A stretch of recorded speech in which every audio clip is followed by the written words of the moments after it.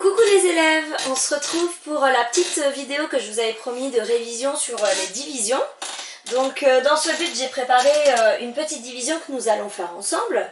Et vous remarquez tout de suite que je l'ai présentée comme on a eu l'habitude de le faire à l'école. J'ai pas de carreaux, mais vous le savez. On aligne bien les unités, les dizaines et les centaines en les mettant chacune dans un carreau. On trace la potence soigneusement à la règle et au crayon de papier. On n'oublie pas de mettre par combien je vais devoir partager. Et ici, pour s'aider, on peut mettre le petit CH qui veut dire chacun. C'est là qu'on va à chaque fois dire combien on va donner à chacun, par exemple à chacune des 9 personnes, si c'est des personnes à qui je vais donner des choses. Et c'est donc là la case la plus importante, puisque c'est là que je vais pouvoir lire ma réponse de ma division. Alors imaginons, donc là j'ai choisi 435, ça peut être des euros, ça peut être des pommes, ça peut être des bonbons, peu importe. Et j'ai décidé de les partager en 9, pourquoi pas 435 pommes que je dois partager dans 9 paniers, ou 335 pommes que je dois partager entre 9 enfants.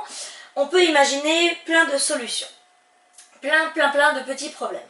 J'ai pris la division par 9, parce que j'aimerais vous faire revoir la petite astuce qu'on a vue en classe, la table de 9 que j'ai préparée ici pour qu'on soit un petit peu aidé pendant notre division. Et la table de 9, vous le savez, si je sais compter de 0 jusqu'à 9, elle est facile. Allons-y, nous allons compter de 0 jusqu'à 9. 0, 1, 2, 3, 4, 5, 6, 7, 8, 9. Et je refais la même chose, mais cette fois-ci de bas en haut. 0, 1, 2, 3, 4, 5, 6, 7, 8, 9. On peut remarquer quelque chose de très intéressant dans la table de 9, c'est que si j'additionne à chaque fois la dizaine et l'unité, je retombe toujours sur 9. 0 plus 9, ça fait bien 9. 2 plus 7, ça fait 9. 5 plus 4, ça fait 9. Et ainsi de suite. Donc la table de 9, c'est une table qui paraît être très difficile, alors qu'en fait c'est une des tables les plus faciles à retenir. Vous remarquerez ici que j'ai mis le total, donc ici chacun, c'est ce que je vais donner à chacun. Et ici le total, parce qu'il faut à chaque fois que je sache si je vais avoir une assez grande quantité pour pouvoir faire ma distribution. Et oui, vous vous rappelez bien, quand on voulait diviser, on l'a fait avec par exemple des billets. On a toujours commencé par une distribution de quelque chose. Alors allons-y. On va d'abord commencer par nos centaines. Ici, on a 4 centaines. Et comme je viens de le dire, une division, c'est faire une distribution. On va regarder si j'ai 4 billets de 100 ou 4 centaines. Est-ce que je peux en donner à, par exemple, 9 enfants? Est-ce que si j'ai 4 billets de 100, je peux en donner un chacun? Eh bien non, parce qu'il va m'en falloir 9 au total. Et moi, j'en ai que 4. Donc, pour l'instant, on ne peut pas partager, on ne peut pas distribuer. Donc, on va l'écrire. On va mettre qu'on en a donné 0. Je le mets en pointillé parce que quand on va compter, on ne compte pas avec un 0 devant. Du passe 0,1, 0,2, 0,3. Donc, pour l'instant, il est important dans notre potence. Mais tout à l'heure, quand on lira le résultat, ce 0, il ne sera plus aussi important. Et donc, combien j'ai donné au total à chacun? Si j'en donne 0 aux 9 enfants, bah, au total, j'ai rien distribué.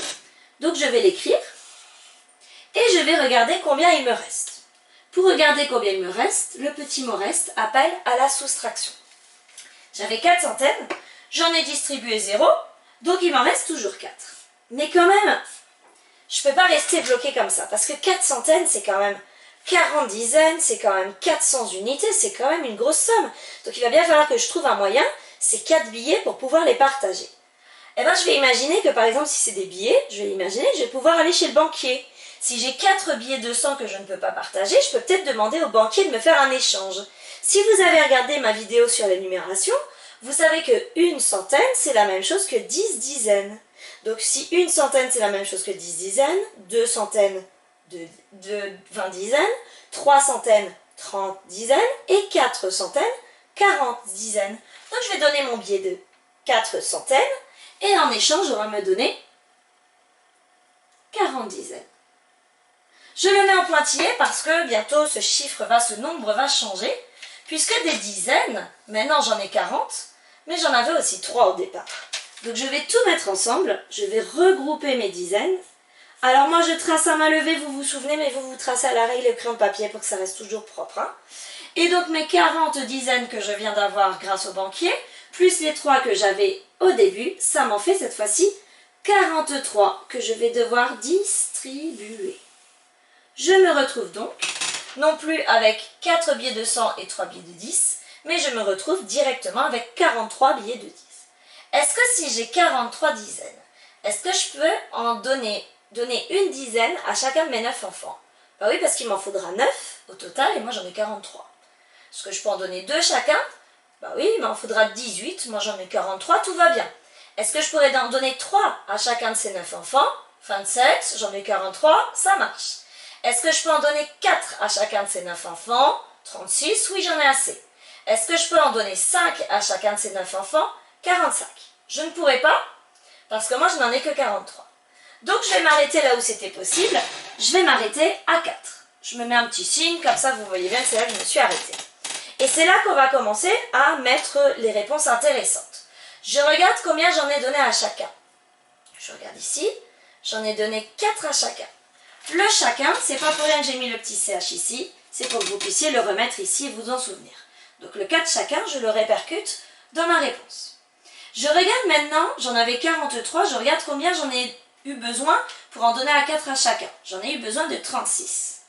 Ben, moi j'en avais 43. Donc je vais regarder combien il va m'en rester. Alors allons-y, on est de nouveau dans une soustraction. Pour ceux qui ont révisé grâce à la petite vidéo sur les soustractions, vous savez comment on va faire. On va d'abord regarder ici le 3 moins 6. Si j'ai 3 et qu'il me faut 6 choses, ça ne va pas être possible. Donc je vais venir casser, ici j'en ai 4, je vais venir casser un paquet. Et à la place, je vais obtenir 10 petits objets en plus. Cette fois-ci, j'ai 13 moins 6. Cette fois-ci, c'est largement possible. 13 moins 6, ça me fait 7. Je l'écris.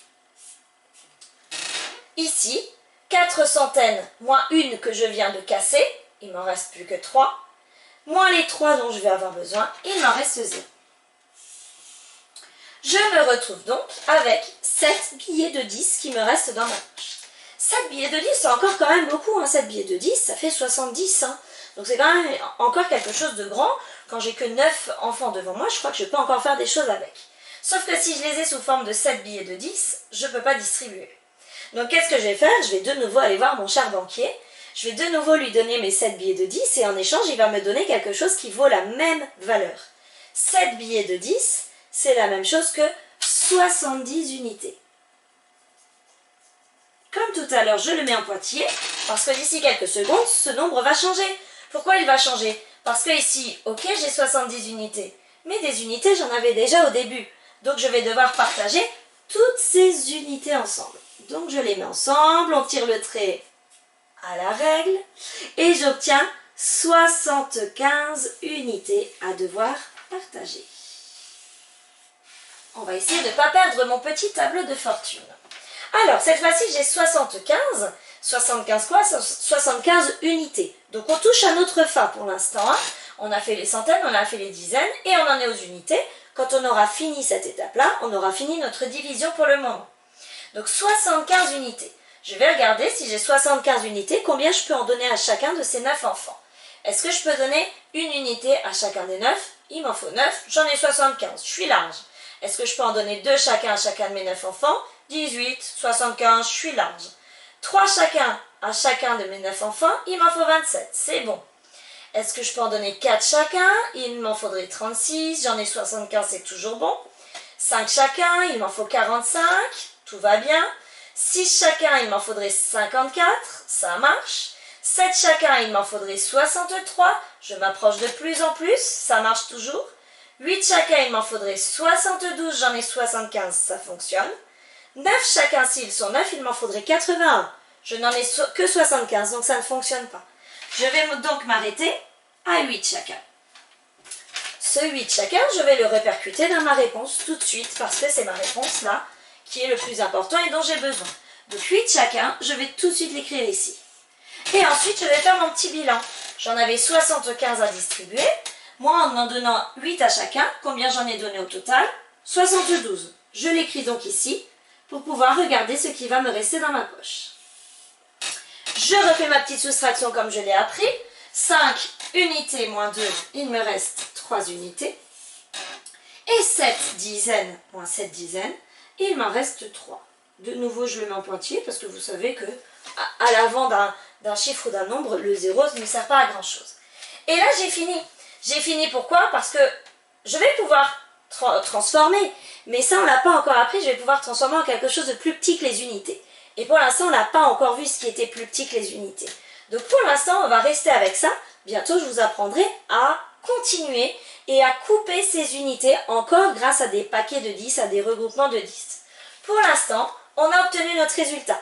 On sait que si j'ai 435 pommes et que je dois les partager en 9 personnes, pour qu'il n'y ait pas de jaloux, je vais devoir en donner 48 à chacun. Et pour qu'il n'y ait pas de jaloux, je vais devoir en garder 3 pour moi, pour ne pas faire de jaloux. Bientôt, on apprendra à couper encore ces 3 pommes pour qu'il ne me reste, espérons, plus rien dans notre poche. Donc voilà comment on fait une division. C'est votre petit exemple pour le refaire à la maison. Il y en a qui ont des divisions à refaire et à retravailler. N'hésitez pas à la rentrée à me dire si vous y êtes arrivé pour qu'on puisse reprendre et refaire, parce que de toute façon, on va en refaire. Mais si vous me dites que vous êtes encore en difficulté, on le fera plus lentement que si tout va bien. Donc n'hésitez pas à me tenir au courant de l'avancée de vos révisions. À bientôt!